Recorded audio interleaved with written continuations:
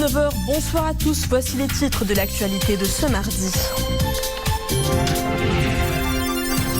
L'industrie militaire au cœur de la coopération maroco-américaine, une coopération ponctuée par la tenue régulière de réunions du comité consultatif de défense. La 11e session de ce conseil est marquée cette année par une visite de travail du sous-secrétaire à la défense US chargé des affaires politiques. Le Maroc lance les dépistes 9 et autres variants éventuels de 30 000 collégiens et lycéens.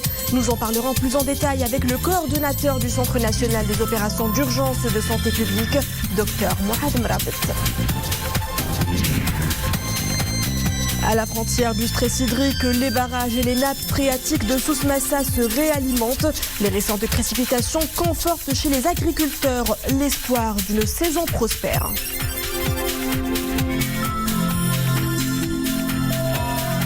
Bonsoir, la coopération militaire maroco-américaine se renforce en exécution des hautes instructions royales relatives à la tenue de la 11e session du comité consultatif de défense. Le ministre délégué auprès du chef du gouvernement chargé de l'administration de la défense nationale et le général de corps d'armée, inspecteur général des forces armées royales, se sont entretenus séparément aujourd'hui avec le sous-secrétaire à la défense US chargé des affaires politiques en visite de travail de 3 jours dans le royaume à la tête d'une importante délégation militaire. Mohamed Aitleshgar fait le point sur l'ordre du jour de ces entretiens. C'est au siège de l'administration de la Défense nationale que se sont déroulées ces discussions. L'occasion pour le ministre délégué auprès du chef du gouvernement chargé de l'administration de la défense nationale, Abdelatif Loudi, et le sous-secrétaire à la défense américaine chargé des affaires politiques, Anthony Tata, d'exprimer leur satisfaction quant à la solidité, l'excellence et la durabilité des liens privilégiés et du partenariat stratégique d'exception qui unissent les États-Unis d'Amérique et le Royaume du Maroc. Un communiqué de l'état-major général des forces armées royales souligne que les deux hauts responsables ont mis en exergue leur ambition de développer davantage ces relations séculaires dans le même esprit d'amitié, de compréhension mutuelle et de confiance partagée. Et ils ont souligné l'importance de la décision de l'administration américaine de reconnaître la pleine souveraineté du Royaume du Maroc sur l'ensemble de la région du Sahara marocain. Cette reconnaissance rend l'initiative marocaine d'autonomie la seule solution réaliste, sérieuse et pragmatique du conflit régional concernant nos provinces du Sud. Les deux responsables ont également souligné que cet événement historique aura certainement des impacts positifs sur la géostratégie de la région ainsi que sur la paix, la stabilité, la sécurité et l'intégration économique du Maghreb, du Sahel et du Moyen-Orient. Monsieur Loudi a mis en exergue l'engagement constant sous le leadership de Sa Majesté le roi Mohammed VI en tant qu'acteur important de stabilité régionale, notamment pour le déploiement d'une stratégie multidimensionnelle en matière de lutte contre le terrorisme, les trafics illicites et de la gestion humaniste de la crise migratoire. Les deux responsables ont également exprimé leur satisfaction quant au bilan positif de la coopération militaire bilatérale, régulière, dense et diversifiée. Cette coopération concerne notamment les domaines de la formation des cadres, de l'échange d'expertise et l'organisation d'exercices conjoints d'envergure. Elle est par ailleurs ponctuée par la tenue régulière de réunions du comité consultatif de défense. Monsieur Loudi a proposé de consolider la coopération militaire avec les États-Unis en invitant le département de la défense américaine à explorer davantage les opportunités de collaboration pour l'implantation au Maroc de projets conjoints d'industrie de défense. Toujours ce matin, et en exécution des hautes instructions de Sa Majesté le Roi, chef suprême et chef d'état-major général des forces armées royales, le général de corps d'armée, inspecteur général des forces armées royales, a reçu au niveau de l'état-major général des forces armées royales le sous-secrétaire à la défense américaine chargé des affaires politiques, en présence du général de corps d'armée commandant la gendarmerie royale. Et à cette occasion, et dans le cadre de la 11e réunion du comité consultatif de défense maroco-américain, une séance de travail restreinte a été coprésidée par le général de corps d'armée, inspecteur général des forces armées royales, et le sous-secrétaire à la défense américaine chargé des affaires politiques. La séance de travail a été suivie d'une séance plénière à laquelle ont assisté les membres de la délégation américaine, le commandant de la gendarmerie royale et les chefs des organes de l'état-major général des forces armées royales, avec au menu la coopération militaire maroco-américaine et les perspectives de son développement.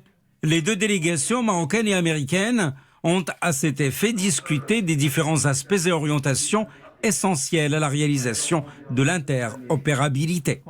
La réunion du comité consultatif de défense maroco-américain, qui se tient tous les 2 ans de manière alternative à Rabat et à Washington, s'inscrit au titre de la coopération militaire bilatérale, qui porte essentiellement sur les domaines de la formation, de l'entraînement, des équipements militaires et de la logistique.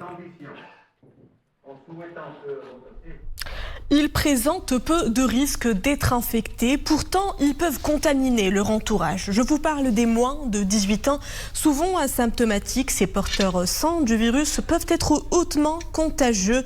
La tendance devient plus inquiétante depuis l'apparition de nouveaux variants du SARS-CoV-2. Afin d'estimer son niveau de circulation chez la population jeune, une opération de dépistage est menée par le ministère de la Santé en étroite collaboration avec le ministère de l'Éducation nationale. Le reportage était à Tanger. Il est signé Yassine Bejloun, Saïd Najouh et Nisrine Hamdaoui. Une matinée pas comme les autres au lycée Al El Fessi à Tanger. Avant d'entamer les cours, les élèves se soumettent à un dépistage du Covid-19. L'enjeu est de mesurer le degré de circulation du coronavirus chez les jeunes. Cette opération de dépistage a été fixée dans le cadre du plan national de veille et de riposte à l'infection au SARS-CoV-2. Elle intervient aussi après l'apparition en Europe de nouveaux variants de ce virus, transmis, paraît-il, largement parmi les jeunes. On a 4000 élèves à dépister, répartis au niveau des préfectures et provinces de la région Tanger-Tétouan El Hoceima. L'objectif de cette opération est de voir le degré de transmission au niveau scolaire, essentiellement au niveau de cette catégorie inférieure à 18 ans, chercher les cas asymptomatiques essentiellement et les traiter. Cette opération qui a un objectif de sensibiliser les parents et les élèves sur les moyens de protection contre le Covid-19. En même temps, cette opération a l'objectif d'estimer le pourcentage des cas positifs qui sont asymptomatiques. Pour garantir le succès de cette opération, la direction du lycée Al El Fessi a bien préparé le terrain auprès du cœur de cible. Nous avons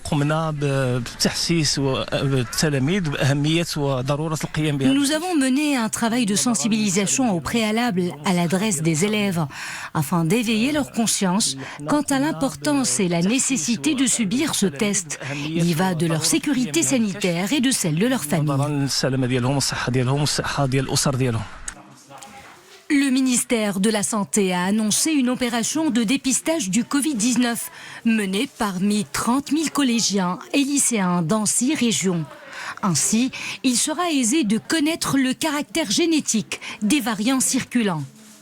Les régions concernées par cette campagne de dépistage sont Casablanca-Stade, Rabat Salé-Kenitra, Tanger-Tétouan El Hoceima, Fès Meknès, Marrakech-Safi et Souss Massa.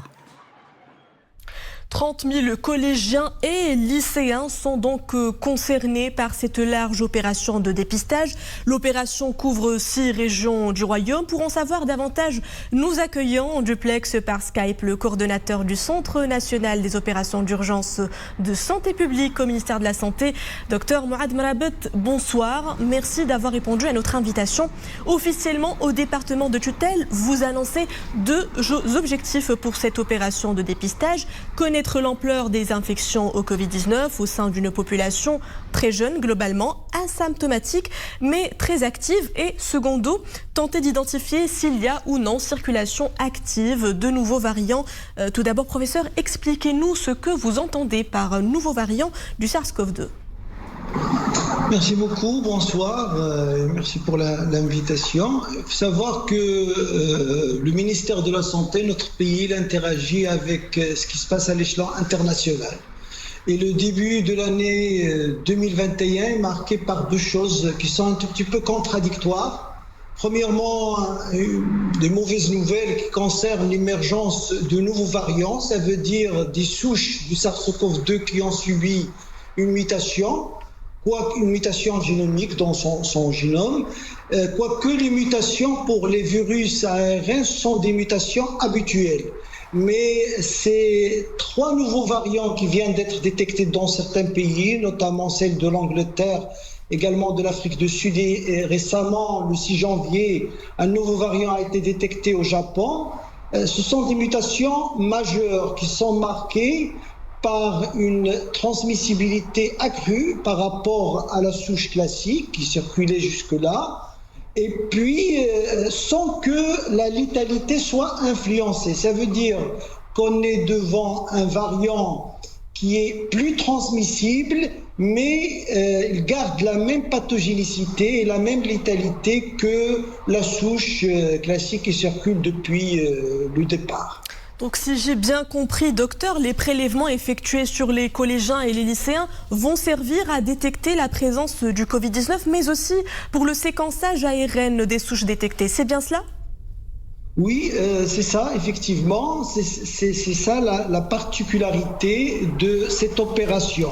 C'est-à-dire que tous les élèves chez qui l'analyse classique que vous connaissez maintenant tous, RT-PCR, sera positive, les prélèvements seront acheminés vers des laboratoires nationaux de référence qui disposent d'une plateforme avancée qui leur permettent de faire le séquençage génétique. Comme ça, à la fois, on va connaître la proportion ou bien le degré de propagation de virus SARS-CoV-2 chez une population qui est normalement moins touchée que la population générale.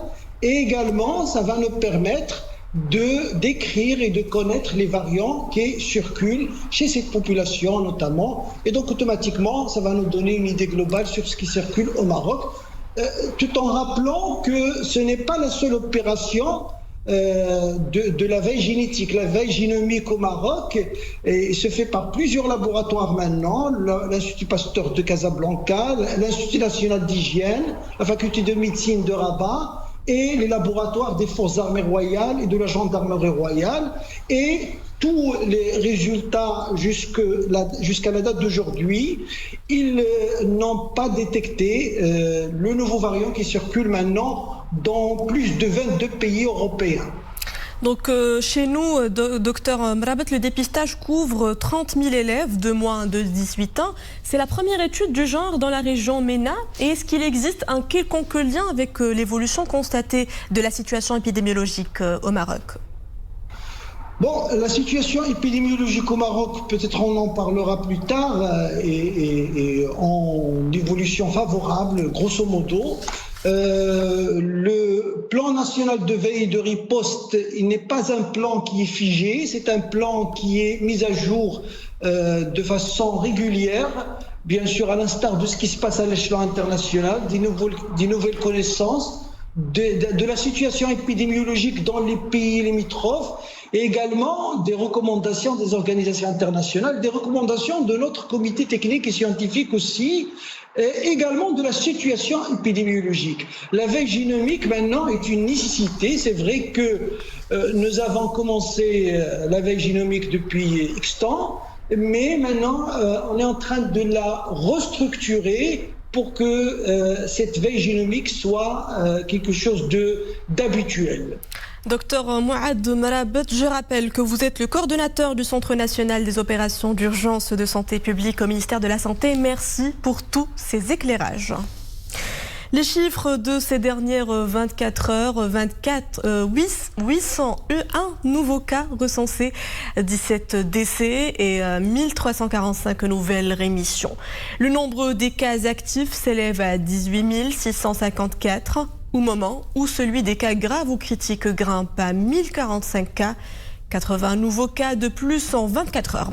76 sont sous intubation et 550 autres sont sous ventilation non invasive.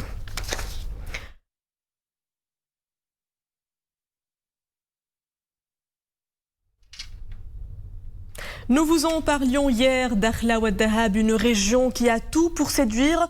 Biodiversité maritime, site balnéaire, la destination regorge d'atouts économiques, des créneaux qui drainent des investisseurs. Les yeux rivés sur la région, ces porteurs de nouveaux marchés aspirent à apporter avantage à la région et à la population. Bkar Dlimi et Nisrine Hamdaoui.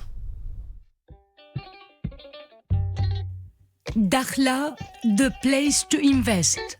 Avec un littoral de 667 km, l'ensemble de la province s'érige comme un terrain propice à des investissements à forte valeur ajoutée. Sur ce petit bout de paradis au cœur du Sahara marocain, les investisseurs peuvent surfer sur la vague du tourisme. Le potentiel est là. Un désert à perte de vue, une plage sauvage sous forme de dragon et des vagues idéales pour la pratique du kitesurf. Mais à part le kitesurf, il y a beaucoup de personnes qui viennent ici pour voir comment les gens de la région vivent, qui viennent aussi ici pour le domaine maritime, qui viennent ici que pour du travail. Pour le moment, il y a énormément de projets qui sont en cours, mais de nombreux projets devront voir le jour. Vraiment, c'est un paradis. En tant que voyageuse, j'ai vu plusieurs endroits touristiques populaires, mais ici, je pense que les gens n'ont pas encore découvert la beauté de Dakhla. Mais Dakhla, c'est aussi un paradis pour les pêcheurs. La façade atlantique sud regorge de ressources halieutiques. L'année dernière, le port de la ville a été un point de débarquement de 550 000 tonnes de poissons, l'équivalent de 2 milliards de dirhams. C'est l'un des plus importants ports à l'échelle nationale. Il occupe la première place en termes de recettes. Le port accueille 75 bateaux de pêche de sardines, 150 bateaux de pêche équipés de gros filets et 26 navires de pêche hauturière. Ici, le secteur fait travailler quelques 9000 pêcheurs. La petite ville de Dakhla voit grand. Elle s'apprête à étendre sa plateforme portuaire, désormais baptisée Dakhla Atlantique. Un grand ouvrage qui fera de la ville un véritable hub économique, social et industriel au niveau de l'ensemble de la région. Autant dire qu'un vent de développement souffle fort sur cette vaste terre du Sahara marocain. Le Maroc et l'Arabie saoudite explorent les moyens de consolider leurs échanges commerciaux. Une séance de travail à distance s'est tenue à cet égard ce mardi. L'occasion de discuter notamment de la tenue de la seconde édition du Forum d'investissement Maroc-Arabie saoudite sur les potentialités existantes d'échanges commerciaux entre les deux royaumes. Nous écoutons le président de la Confédération générale des entreprises du Maroc, Chakib Lelj. Parmi les points et les leviers que nous avons identifiés, il y a la mise en place d'un statut avancé pour les TPE marocaines qui peinent à intégrer le marché saoudien et la création d'un fonds d'investissement commun en faveur des TPME marocaines souhaitant investir en Arabie saoudite. Partout dans le royaume, la pluie est tombée en abondance. Les précipitations continuent d'alimenter les lacs de barrage et les nappes phréatiques. C'est le cas des principaux barrages du bassin hydraulique de la région Souss-Massa qui affichent des taux de remplissage qui vont de 81,78% dans le barrage Al Souss à 70,15% à Aoulouz, encore à 51,06% à Mortal Soussi. Une amélioration qui augure d'une bonne saison agricole. Le reportage est de Hijab Tamek, Hamza Sayah et Zakaria Mokinbillah. Le barrage Trila, dans la commune territoriale Addir, province de Tsaroudant. Après les dernières précipitations, les retenues d'eau se sont nettement améliorées pour atteindre un taux de remplissage de plus de 100%. C'est le cas des principaux barrages de la région, dont les taux de remplissage ont connu une croissance sensible. Suite aux dernières précipitations, nous avons enregistré un cumul de plus de 122 millions de mètres cubes d'eau. Cela a permis d'accroître le taux de remplissage des barrages de la région, dont le volume actuel est de 214 millions de mètres cubes.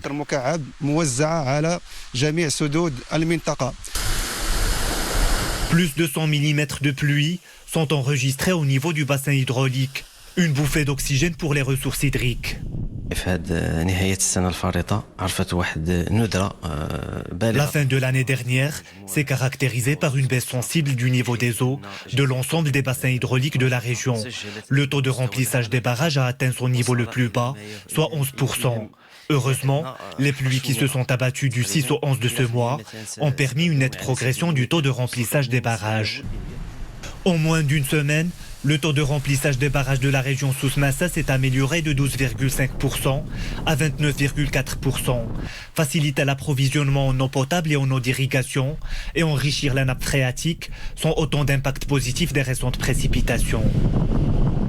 Et c'est ainsi que s'achève cette édition. Merci à vous de l'avoir suivi. L'info continue à 21h avec le journal Raïsia. Quant à moi, je vous dis à demain, toujours à 19h.